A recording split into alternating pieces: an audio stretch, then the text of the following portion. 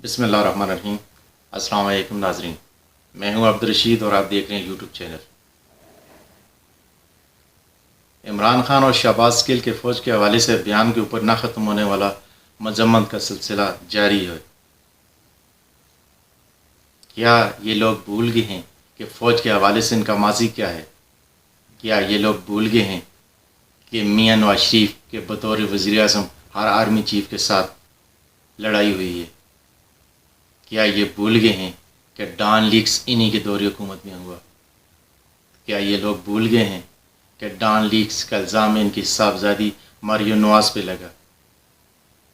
کیا یہ بھول گئے ہیں کہ گوجرانوالا میں کس آرمی چیف اور ISI کے چیف سے حساب مانگا جا رہا تھا؟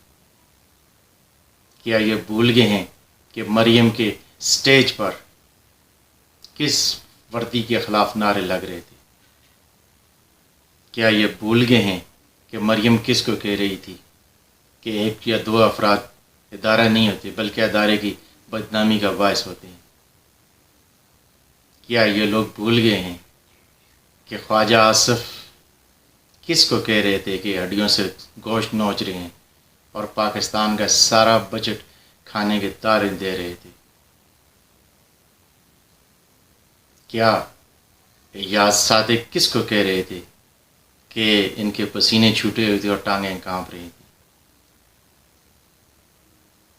کیا آصف علی زرداری کس کو کہہ رہے تھے کہ اینٹ سے اینٹ بجا دیں گے؟